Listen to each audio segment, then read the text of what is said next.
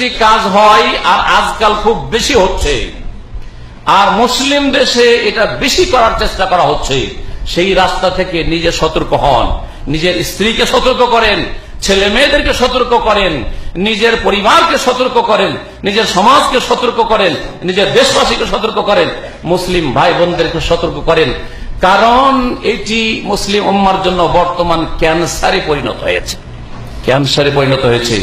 সেটা হচ্ছে সন্ত্রাসবাদ, চরমপন্থা, ধর্মের নামে চরমপন্থী হয়ে যাওয়া, জঙ্গি সেজে যাওয়া, মুসলিমকে খুন করা, ফতোয়া দেওয়া যে এরা কাফের হয়ে গেছে, নেতা চেয়ারম্যান কাফের হয়ে গেছে, এমপি কাফের হয়ে গেছে, যে কোনো দলের হোক না কেন, আমার কোনো দলের সাথে সম্পর্ক নেই, আমি একই নজরে সবাইকে দেখি, একই নজরে কথা বলছি।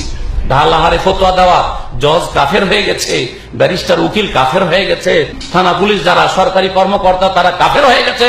সুতরাং যখন কাফের ফতোয়া দিতে পারলো তখন তাদের রক্ত হালাল হয়ে গেছে, সুতরাং তাদেরকে মারো, তাদেরকে বম দিয়ে উড়িয়ে দাও, ইত্যাদি ইত্যাদি। আর মুসলিম দেশে এটা বেশি করা হচ্ছে। কোনদিন শুনেছেন যে ইসরায়েলে বোমা হামলা হয়েছে? শুনেছেন? কেন হয় না? ইসলামের সবচেয়ে বড় দুশ্মন হচ্ছে ইহুদিরা। আল্লাহ কোরআনে করে বলছেন কেন সেখানে কেন হয় না? আইএস এই যে দায়েশ যারা বলছে যে আমরা ইসলামিক স্টেট কায়েম করেছি, গোমরাহ পথভ্রষ্ট খারেজি, তারা মাত্র 20-30 কিলোমিটার দূরে থাকে ইসরায়েল থেকে, সেখানে তো কোনো হামলা করে না। সৌদি আরবে বম ব্লাস্টিং করে এরা। কেন? সৌদি আরবে বেশি খারাপই আছে সেজন্য নাকি? বলেন দেখি, বুঝে আসে না।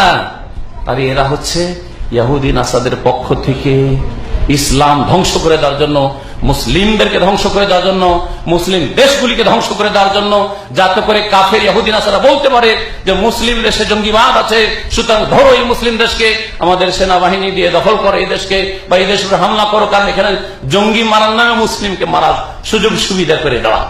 এরা কাফের ইহুদি নাসারা আল্লাহর দুশমনদের অস্ত্র হিসাবে কাজ করছে এই আইএসরা। আর এই ঘটনা কদিন আগে বাংলাদেশেও ঘটিয়েছে, ঢাকাতে, জানেন আপনারা নিশ্চয়ই। হ্যাঁ, বাংলাদেশে। কেন বাংলাদেশে? বাংলাদেশে কেন ঘটছে?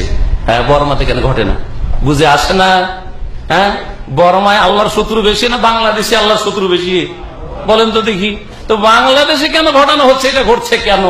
যদি ইসলামের খাদেমই হয় আর ইসলামের প্রতিনিধি যদি আইএস হয় আর এই জঙ্গিরা হয়, তাহলে বাংলাদেশে বেশি রোগ আছে, বেশি পাপ আছে না অন্য দেশে? থাইল্যান্ডে বেশি পাপ আছে আর বর্মাতে বেশি পাপ আছে। সমস্যাটা বুঝতে পারছি না আশা করি। সুতরাং সাবধান, নিজেরা সাবধান হয়ে যান এই জঙ্গিবাদ থেকে। যারা ধর্মের নামে জান্নাত যাওয়ার কথা বলছে কিন্তু জাহান্নামের কুকুর, নবী কারীম সাল্লাল্লাহু আলাইহি ওয়াসাল্লাম বলেছেন কেলাব ও আহলিন নার, জাহান্নামীদের কুকুর বলেছেন এই খারেজিদেরকে, যারা ইয়াকতুলুনা আহলাল ইসলাম ওয়া ইয়াদাউনা আহলাল আওসান, এরা কাফের মুশরিককে মারবে না, মুসলিমকে খুন করবে, মুসলিমকে খুন করবে। এদের থেকে সতর্ক, এদের থেকে সতর্ক। কারণ এরা ধর্মের লেবাস পরে আছে, ধর্মের পোশাক, যেমন কবর মাজার পূজা চলছে আর মিলাদ চলছে, ধর্মের পোশাক পরে ধোঁকা খেয়ে যাচ্ছেন, ঠিক তেমনি এই জঙ্গিরাও ইসলামের লেবাস করে, ইসলামের দোহাই দিয়ে এরা মানুষকে খুন করছে। অথচ মানুষকে খুন করার অপরাধ 2 নম্বরের সবচেয়ে বড় অপরাধ। সবচেয়ে বড় অপরাধ হচ্ছে শিরিক করা আল্লাহর সাথে, তারপরে 2 নম্বর অপরাধ হচ্ছে মানুষকে খুন করা। ভালো করে শুনে, সূরা ফুরকানের শেষ রুকু পড়ে নেবেন। আল্লাহ পাক বলছেন ওয়াল্লাযিনা লা ইয়াদউনা মা আল্লাহি ইলাহান আখার, আল্লাহর বান্দা, সত্যিকার বান্দা যারা, নেক বান্দা যারা, জান্নাতি, তারা ওরা যারা আল্লাহ ছাড়া অন্যকে ডাকে না, এক আল্লাহকে ডাকে, এক আল্লাহর ইবাদতবন্দি করে, তাওহীদ কায়েম করে। ওয়ালা ইয়াকতুলুনা নাফসাল্লাতী হারামাল্লাহ, আর যাকে খুন করা আল্লাহ হারাম করেছেন তাকে খুন করে না। তাহলে বোঝা গেল শিরকের পরে সবচেয়ে বড় অপরাধ হচ্ছে মানুষকে খুন করা, মুসলিমকে খুন করা সবচেয়ে বড় অপরাধ। আর এমনকি অমুসলিমকেও খুন করা যাবে না যতক্ষণ পর্যন্ত সেই অমুসলিম আপনাকে খুন করার জন্য প্রস্তুত হয়ে না আসছে। আপনাকে যখন খুন করার জন্য আসবে তখন ডিফেন্সের জন্য, তখন ইসলামের অনুমতি আছে। কিন্তু অমুসলিম খুন করা এটাও এমন হারাম যার শাস্তি সম্পর্কে সহিহ বুখারীতে হাদিস রয়েছে, শুনেন।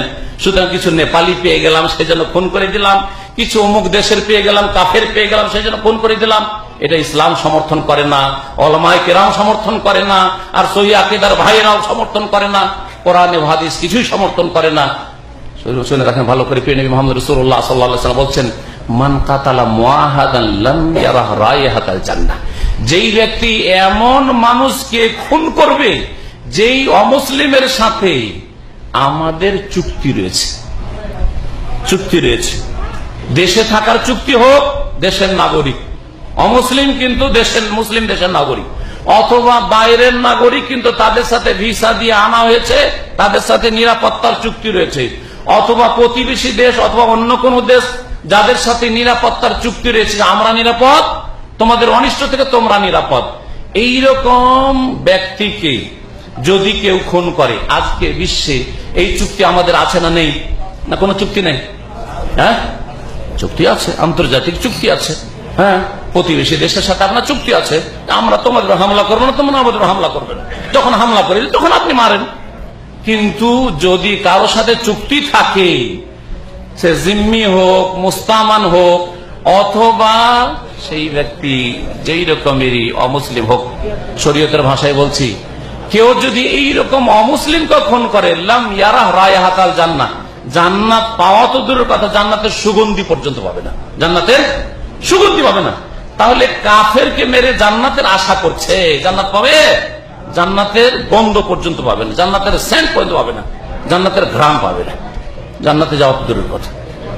অথচ জান্নাতের সুগন্ধি অনেক দূর থেকে পাওয়া যায়, নবী কারীম সাল্লাল্লাহু আলাইহি ওয়াসাল্লাম বলেছেন, ওয়াইন্না রিয়া লা তুজাদু মাসিরাতে কাযা ওয়া কাযা, জি 40 বছরের দূরত্ব থেকে পাওয়া যাবে জান্নাতের সুগন্ধি, সেই সুগন্ধিও পাবে না। এই লোকেরা যারা জঙ্গি, যারা খনি, যারা সন্ত্রাসী, বাংলা ভাইয়ের দল, হ্যাঁ, এইরকমই যারাই যখন যে কাজ করছে, আইএসের নামে হোক, আর আল কায়দার নামে হোক, আর অন্য কোন নাম দিয়ে হোক, যারা নিরীহ ব্যক্তিকে হত্যা করছে, মুসলিম হোক অথবা অমুসলিম হোক, জান্নাতের সুগন্ধি পাবে না। এ হচ্ছে ইসলামের কথা। আল্লাহ পাক যেন বুঝার তৌফিক দান করেন। সুতরাং সব সময় নিজেকে নিরাপদ রাখবে, এমন না হয় যে নামাজ রোজা করেও জাহান্নামে যেতে হলো, কেন? কোন মানুষকে অন্যায় আপনি খুন করেছেন এই জন্য।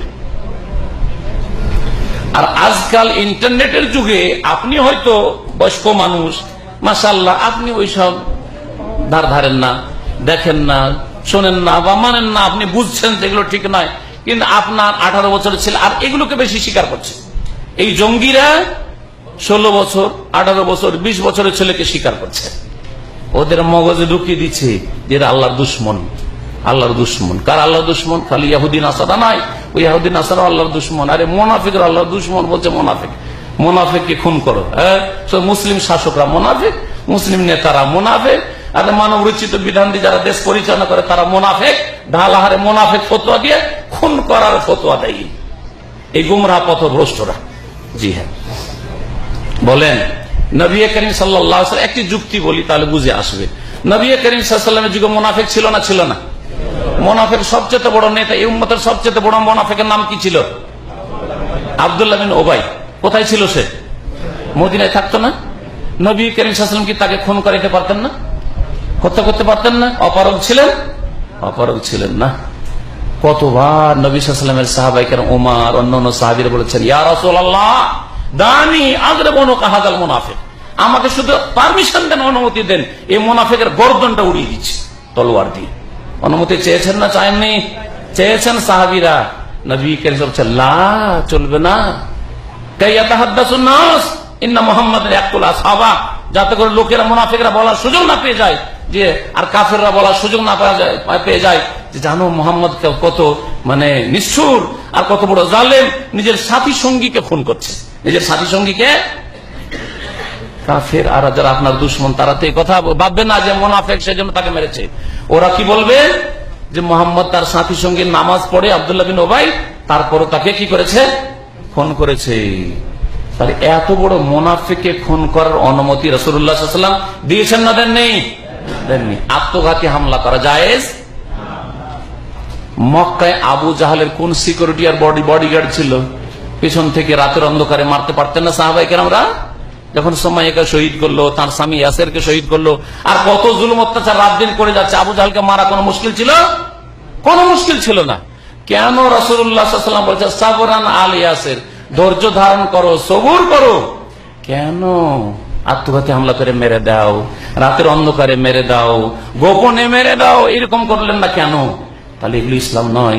যে গোপনে কোন সাংবাদিক মুনাফেক সেজন্য তাকে মেরে দেবেন, হ্যাঁ ইসলামের বিরুদ্ধে বলেছে সেজন্য আইন নিজের হাতে মেরে দিবেন, এটা ইসলাম শিখাই না। ভালো করে শুনলাম, হ্যাঁ আইন যাদের হাতে আছে তাদের মাধ্যমে বাস্তবায়ন হইতে হবে।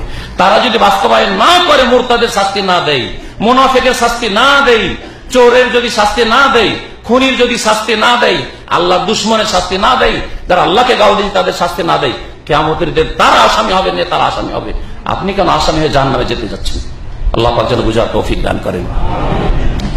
এই রাস্তা থেকে ছেলে মেয়েকে সতর্ক করবেন। ছেলে মেয়েদের খোঁজ খবর, আজকাল মোবাইল দিয়ে দিয়েছেন, ইন্টারনেট ফ্যাসিলিটি, কম্পিউটার দিয়ে দিয়েছে, ল্যাপটপ দিয়ে দিয়েছে ছেলে মেয়েকে। আর ছেলে মেয়েরা কি দেখে আর না দেখে দিয়ে হয়তো আইএস হয়ে গেল, খারিজি হয়ে গেল, জঙ্গি হয়ে গেল, বাংলা ভাই হয়ে গেল। আপনাকে খোঁজ রাখতে হবে না? আপনাকে যেমন নামাজ শিখাইতে হবে, তাওহীদ শিখাতে হবে, আপনার ইবাদত বন্দেগী শিখাতে হবে, ঠিক তেমনি আপনার কড়া নজর রাখতে হবে যে আমার ছেলেটা যে ধার্মিক, তাহলে কোন ধর্মে বিশ্বাসী। জঙ্গিদের ধর্ম তো আমার পালন করে না, যেই জঙ্গিরা এক গর্ত থেকে উঠে আরেক গর্তে আছাড় খেয়ে পড়ে। বেদিনদের নাস্তিকতার গর্ত থেকে উঠে আসলো, ওঠার পর রোডে আর টিকে থাকতে পারলো না, জান্নাতের রাস্তায় টিকে থাকতে পারলো না, কোন দিকে চলে গেল? জঙ্গিদের গর্তে গিয়ে জাহান্নাম পড়ে গেল। কেলাব আহলিন নার, জাহান্নামীদের কুকুরদের দলে সামিল হয়ে গেল। নবী করিম সাল্লাল্লাহু আলাইহি ওয়াসাল্লামের পরেই আলী রাদিয়াল্লাহু তাআলা জামানে এই খারিজিরা প্রথম বেরিয়েছিল। আলী রাদিয়াল্লাহু তাআলাকে কে শহীদ করেছিল জানেন? কে শহীদ করেছিল? খারিজিরা। কোন হিন্দু মারেনি, ইহুদি মারেনি, কোন খ্রিস্টান মারেনি। তার নাম ছিল আব্দুর রহমান ইবনে মুলজাম। বড় একজন কারি ছিল, ভালো করে শুনেন। মিশরে এসে কেরাত পড়াইতো সেই, জি। আর তারা এত সুন্দর ইবাদত করত, এত লম্বা লম্বা সিজদা করে নামাজ পড়তো। নবী সাল্লাল্লাহু আলাইহি ওয়াসাল্লাম বলেছেন ভবিষ্যৎবাণীতে, তাহতিরুনা সালাতাকুম মা সালাতিহিম, তাদের নামাজ দেখে তোমাদের নিজেদের নামাজকে তুচ্ছ মনে করবে। এত সুন্দর নামাজ পড়ে, এত সুন্দর তারা দিনদার, এত ভালো তারা ধার্মিক, এত আল্লাহর সামনে কান্না করে, কিন্তু তারা মুসলিমকে খুন করবে। আল্লাহর যারা দিনের বান্দা, আল্লাহর বান্দা, তাদেরকে খুন করবে। আল্লাহর শত্রুদেরকে নিয়ে তাদের মাথার ব্যথা নয়। এই দল এখনো মাথা খুব উঁচা করেছে, এই দল মাথা চাড়া দিয়েছে। সুতরাং নিজেরা সতর্ক হয়ে যান, নিজের ছেলে মেয়েদেরকে সতর্ক করেন এবং ছেলে মেয়েদের উপর সূক্ষ্ম দৃষ্টি রাখেন যে আপনার ছেলে মেয়ে ইসলাম শিখার নামে আবার জঙ্গির বক্তব্য তো শুনছে না। অনেকে আছে আমার দেশে যে ইন্টারনেটে মেলা বক্তব্য আছে, সহি আকীদার আলেমদেরও বক্তব্য আছে, আর জঙ্গিদেরও বক্তব্য আছে। যারা ওইরকম চরমপন্থী বক্তা তাদেরও বক্তব্য আছে। রাস্তায় নেমে পড়ো আর মারো, নেতাকে মারো, আর একে মারো, ওকে মারো, এরা কাফের হয়ে গেছে, এরা মুনাফিক হয়ে যায়, সুতরাং অস্ত্র নিজের হাতে ধরো। এসব ইসলাম নয়। যদি ইসলামের নামে সেসব তারা বলেছে, কিন্তু ইসলাম এতে থেকে সম্পর্ক ছিন্ন করে। ইসলামের কোন সম্পর্ক এই পন্থার সাথে নাই। সুতরাং জঙ্গিদের থেকে, চরমপন্থীদের থেকে সাবধান হয়ে যান। এখানেও বেঁচে থাকবেন, দেশেও বেঁচে থাকবেন, ছেলে মেয়েদেরকে বাঁচাবার চেষ্টা করবেন। আল্লাহ যেন তৌফিক দান করেন।